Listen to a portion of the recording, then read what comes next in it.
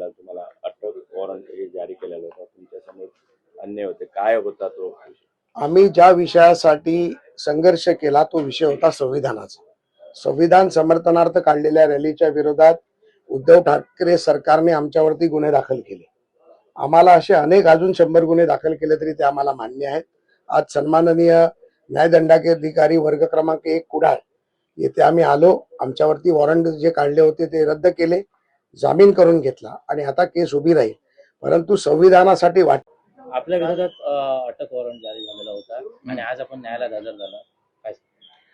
नाही, त्या ठिकाणी मला काही महत्वाच्या कामानिमित्त येणं शक्य झालं नव्हतं आणि त्याच्यामुळे अटक वॉरंट त्या ठिकाणी होता आणि कोर्टानं हजर राहण्यासाठी समन्स बजावले होते.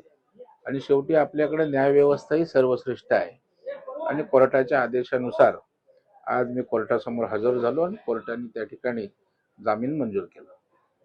काल भाजपचा मेळावा झाला सिंधुदुर्गमध्ये आणि त्यामध्ये खासदार नारायण राणे यांनी आपण आता निवृत्त होण्याचे संकेत दिले होते. काय आपली प्रतिक्रिया? नाही, मला वाटतं निवृत्त होते असं राजकीय व्यवस्थेतनं कदाचित त्यांचं म्हणणं असेल, पण नारायण राणे साहेब सामाजिक राजकारण हे करत असताना ते लोकांमधला नेता आहे, लोकनेता आहे आणि त्याच्यामुळं कशा अर्थानं निवृत्त होता मला माहित नाही, पण नारायण राणे लोकांमध्येच राहतील.